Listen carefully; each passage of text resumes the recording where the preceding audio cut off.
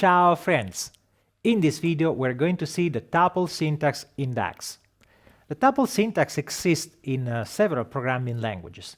In DAX we can use this syntax just in two situations, within a table constructor and with the in operator. We will see both cases, and in particular we will see how this syntax can be useful to replace complex or conditions in calculate filters or in other kind of logical condition. Let's start with the demo.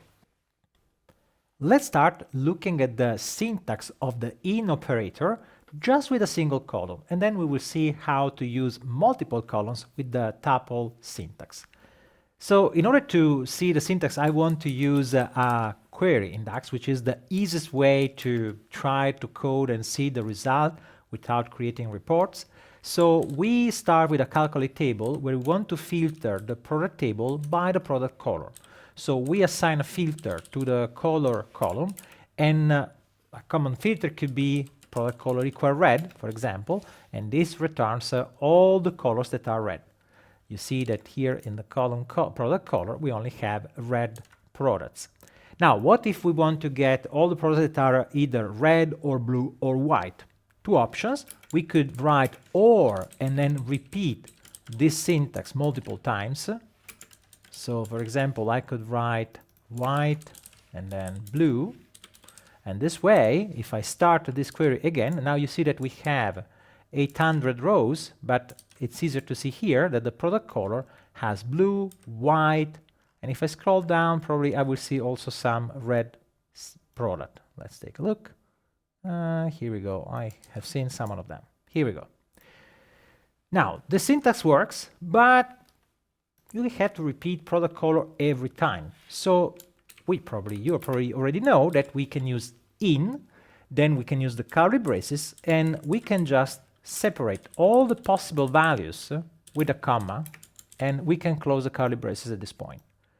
So if I execute the syntax, I click run, I can see that now I obtain the same result, but the syntax I had to write is shorter, simpler to read, and sometimes also more efficient. Not in this particular case, but this is a detail.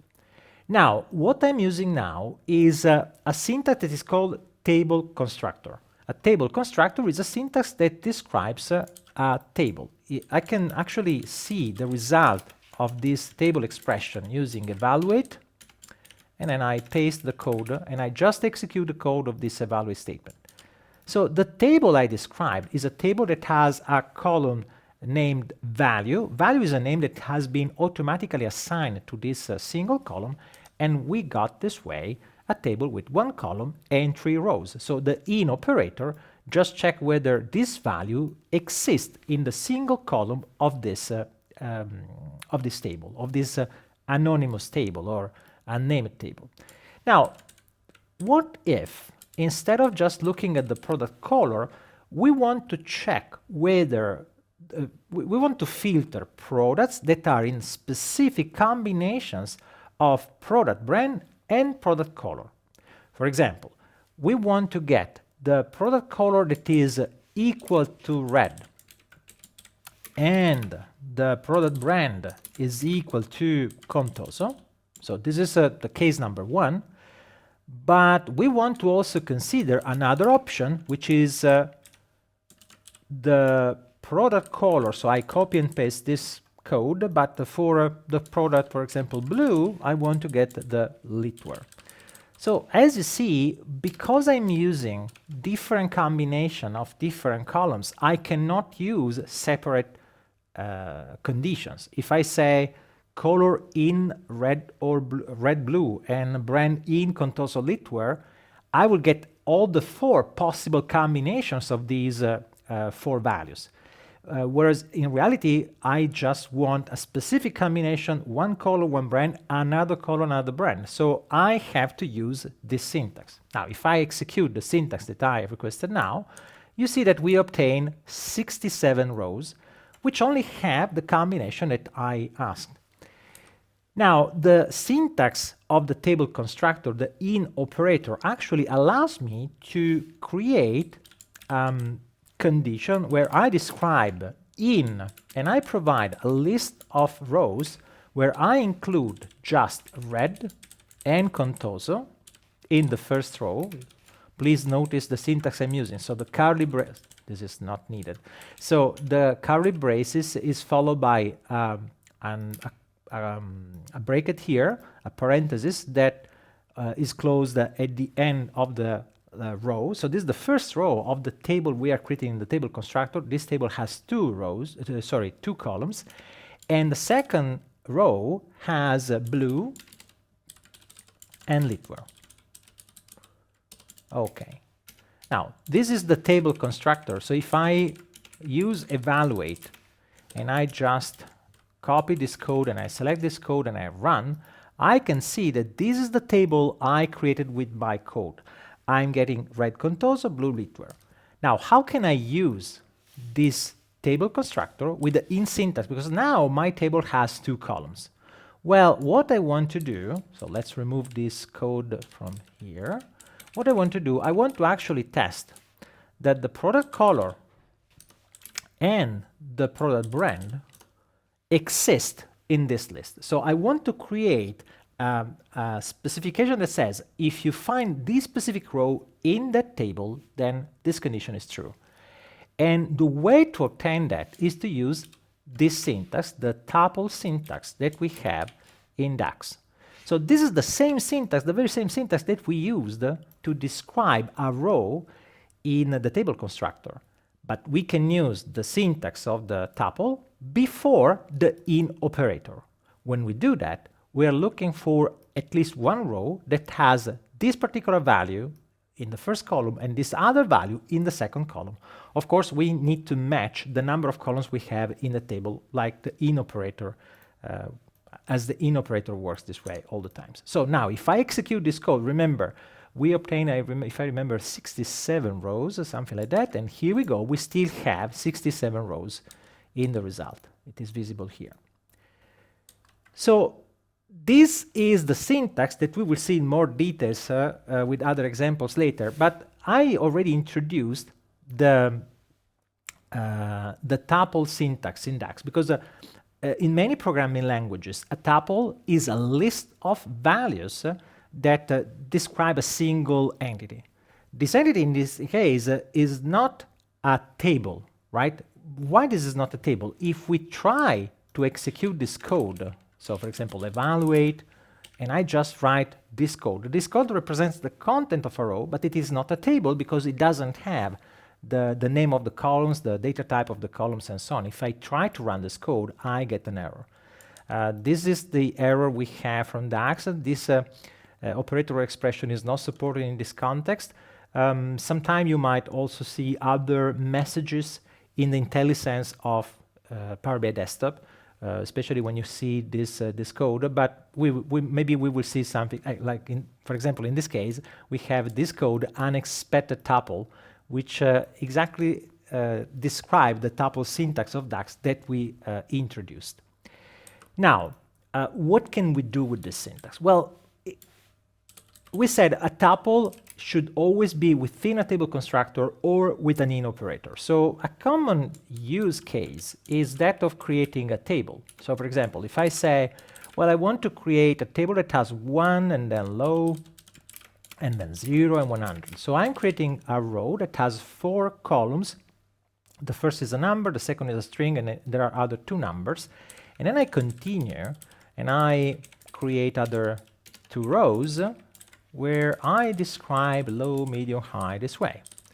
So of course, this will be probably 100 and 500 and 500 and then 500 and 9, many 9s. And here we go. If I run this code, what I get is a table that has 4 columns and 3 rows with the content I specified. Now, a common use case for that is the table constructor. So we are looking at the table constructor syntax with more than 1 column. This is a syntax we can use, for example, in a calculated table. I already created a price range calculated table. Let's take a look at the definition of this table. This table has the same code that I shown you in the DAX query syntax, and we just rename the name of the column, because otherwise we would have a value 1, 2, 3, 4. What we do here, we just rename the column so that the table that is generated in Power BI, let's take a look, is the table that has the name of the columns that we want. There are no differences between using the syntax, a calculate table with a table constructor and select columns to rename the columns, or using, for example, the Power Query feature when you use the in Power BI the enter data feature. If I type here 1 low 0 100 and then I continue 2 and 3, this is medium and this is high, what we get, let's go and edit just to take a look at the syntax. The content I described now is included in this string. So if I select this button, I can see the table that I generated, but the content of this table has been described in this binary form text. So this string is the compressed version of the content that then is expanded and included in a table, getting the table from the rows of a JSON format that has been compressed this way.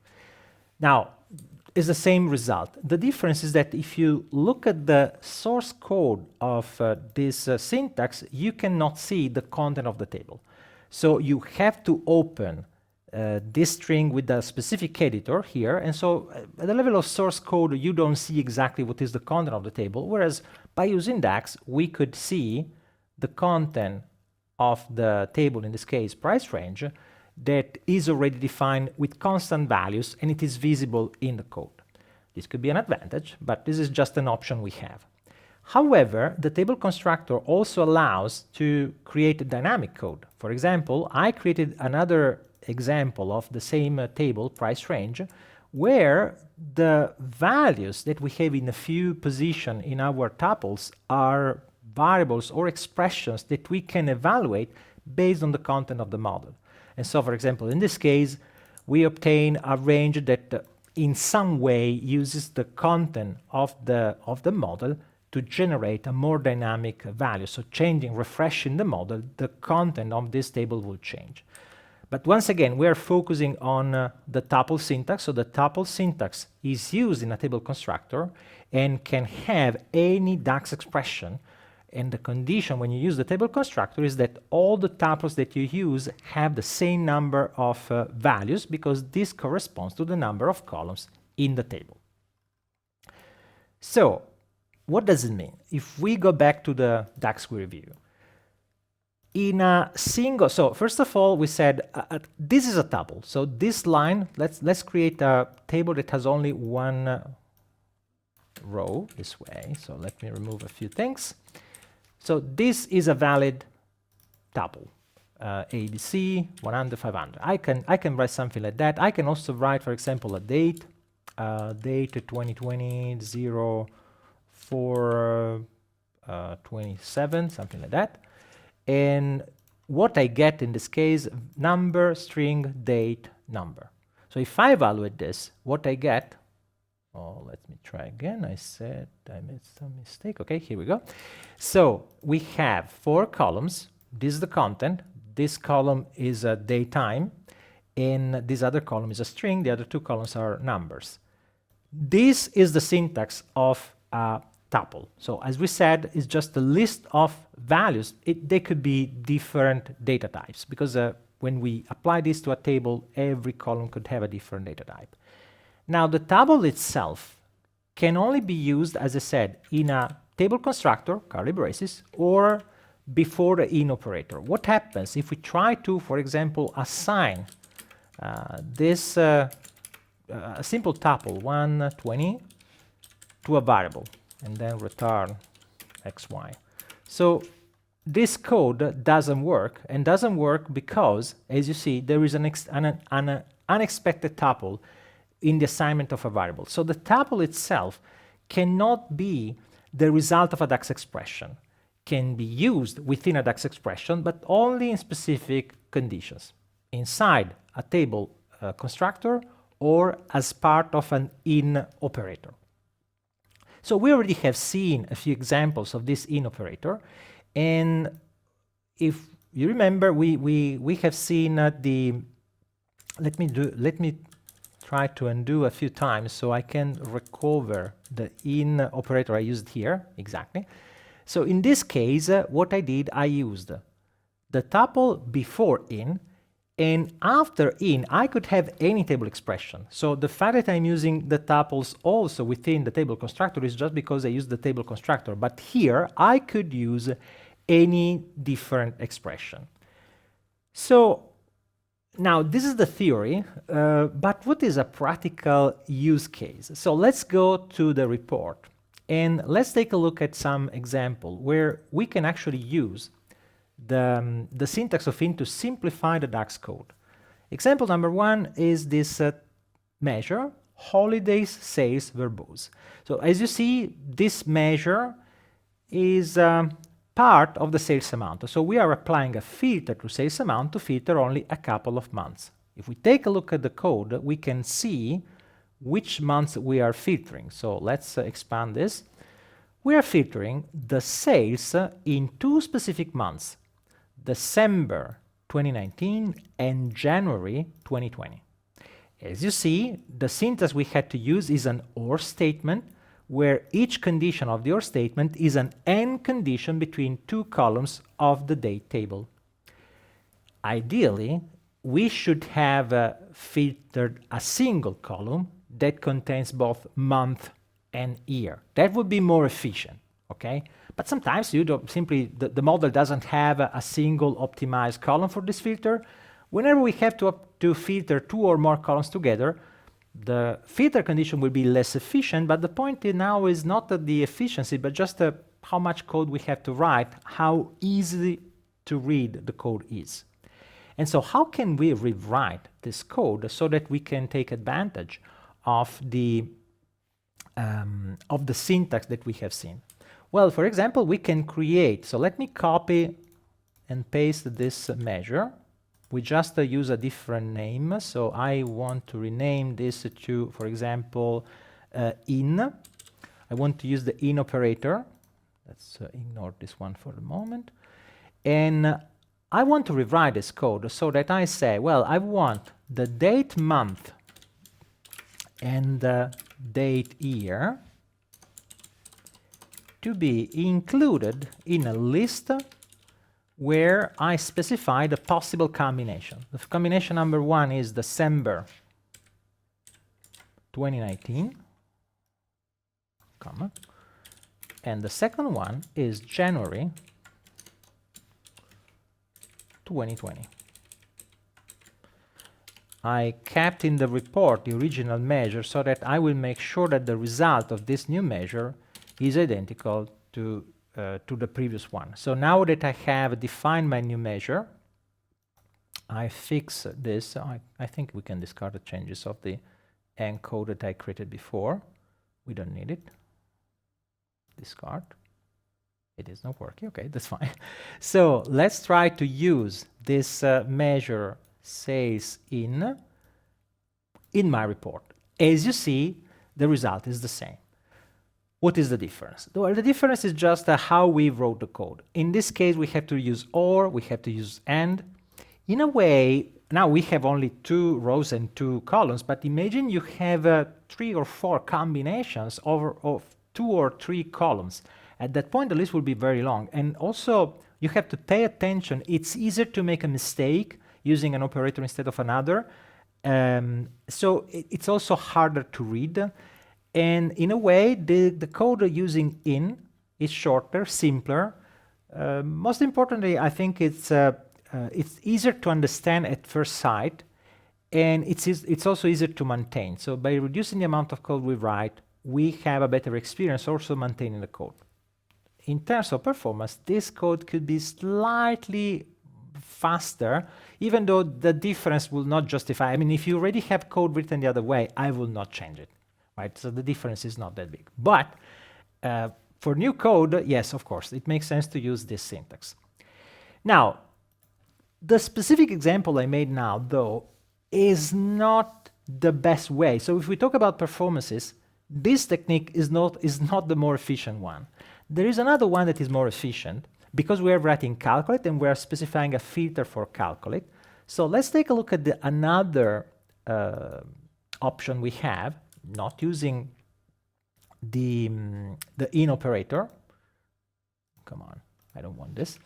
But using the treat as. So if you think for a moment, the code we have here, the table constructor, is actually representing the filter we want to apply to the two columns month and year. So the table that has these two columns and these two rows is a table we want to move into the filter context to filter those two columns. So treat as does exactly this. So by using treat as, I can say, well, I want to apply this table as a filter in the filter context to these two columns. I basically changed the data lineage of the table constructor here, filtering month and year. There is let's call this treat as, because this is the new measure I'm creating. And I still have this one. I go to decimal number, just I want to change the format. And then I move this into the report. So let's close this visualization and let's move this here. So the result is always the same. As you see, the three numbers are the same. We rewrote the same measure with three different techniques. The syntax that is easier to read is probably the in statement with the table constructor with the two columns. This is easier to, once you understand, once you get used to the tuple syntax, this is the easiest to read because it's shorter. In terms of performance, when you have to apply a filter to calculate, the treat as is still faster, even though for a simple case like this one, I will say the difference is probably not something you can even think to measure, so it's not existent. But when performance is important, when you have a more complex list of values, maybe generated by a table like we will see in a minute, then a treat as could be better for the performance, just because it is faster. But of course, is less readable and can be used only in this case. What does it mean? So let's see an example where treat as is not an option and in is the right thing to do. And in order to see this other use case, I prepared a table where I want to create a conditional formatting. So you see that we are displaying the value of sales amount. So the measure sales amount is the measure displayed in the matrix. The measure sales amount is something. So let me remove this table that I created before. No, it's still there. Discard changes. Discard is not working. I have no idea. So let's see. No, let's see if we can go in transform data and remove from this Power Query. Okay, so this way I no longer have that yellow line. Here we go. So my goal now is the following. I want to color the sales amount measure in this matrix. The sales amount is displayed by year and by color, but I want to use a different visualization color, so each cell must be colored in blue or red depending on a condition that we have to evaluate for every cell, and the condition is described here. We want to display in blue the values where in that specific cell there was at least one transaction with a promotion active, and the promotion is something that is applied to the sales of the Contoso brand in the United States. As you see, the brand and the country are not displayed in this report. So what we have to do, for each cell, we want to see whether the transactions included in that year and color includes Contoso brand and sales in the United States. If yes, we want the blue. If no, we want the red color for the font visualization.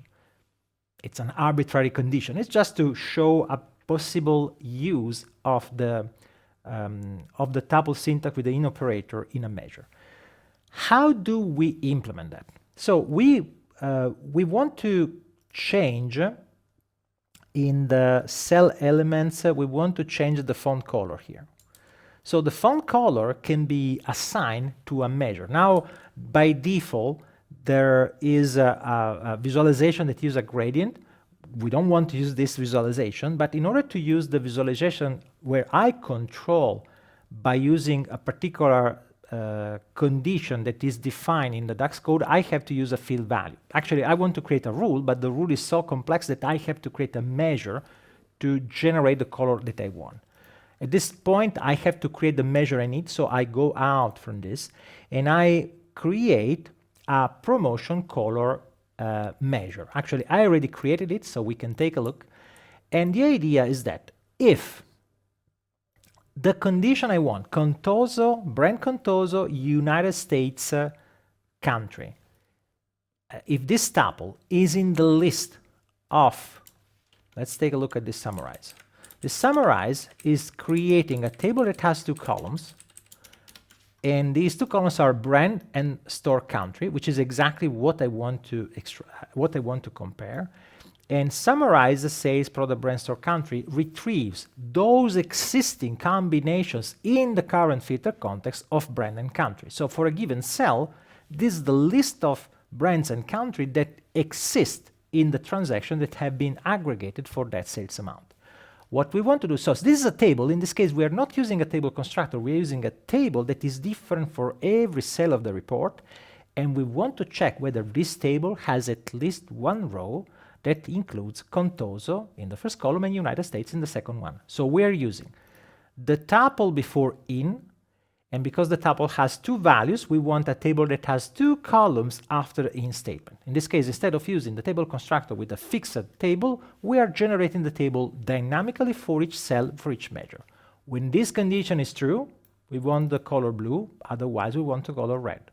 So let's take a look at the, let's apply this measure to the font color. So let's go here and field value and product color,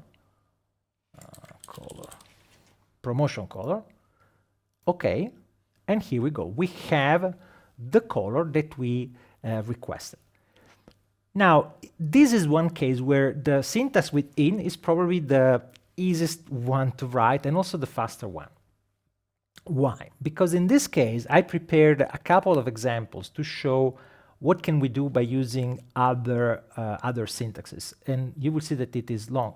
It is just longer to write. For example, tree test. Tree test is not really an option because once I change the data lineage for the table Contoso United States, now at this point I have a table that has one row and two columns. These two columns have been applied to product brand and store country. But now what can I do? Well, I can use this table as a filter in the filter context without removing existing filters. For this reason, we have a keep filters. And then once I have this new filter in the filter context, I can check whether we have sales. So the idea is what? We consider one cell here. This cell has two filters in the filter context, green and particular year.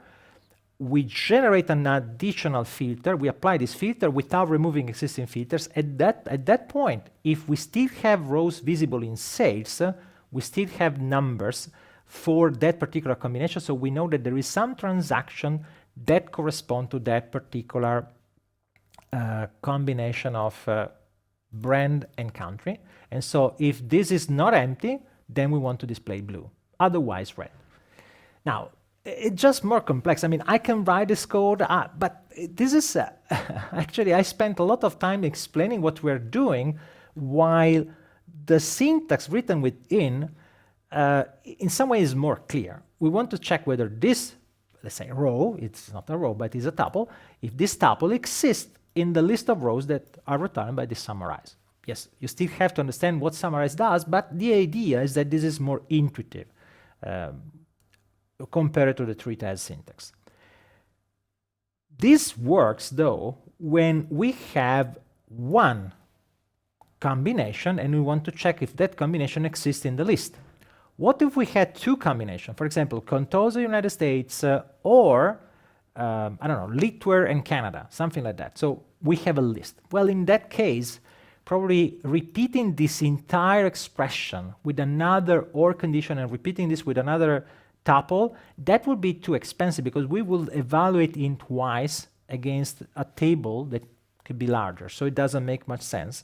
So when you have multiple rows, it's probably better to use another approach, which uses the table constructor. For example, in this case, we have Contoso United States, Adventure Wars Canada. So if any of these two combinations exist in the summarize we created as the previous time, then we want to display something. In this case, we don't need to actually check, we just check whether the list of the combination that exists has something in common with this other list. So with intersect, we get the rows that exist in both tables, and if there is at least one, then we want to display blue. If there are none, so if not is empty is true, then blue, there is at least one row, otherwise red if there are 0 rows, because the intersection is empty. And so the result we obtain by using this technique, so we can check if I change the font color and I use multiple, where is the syntax? So if I use here promotion color multiple, this one, you should see that one of these red becomes blue or the opposite. I don't remember. There is a small difference. Here we go. This cell was red and now is blue. So just to see that actually something is happening and this is working. So I think that this is enough, and let's recap what we have seen. So we have seen that the table syntax in DAX is a part of the in operator. It's also part of the table constructor, but this combination, the tuple syntax with the in operator, is very useful when you want to express in a simpler way, sometimes also in a faster way, several OR conditions that involve several columns of one or more tables. We have seen how to do the test by using a list of static values in a table constructor, but also how to test the presence of a particular combination of columns in a table generated dynamically, for example, with summarize within a measure.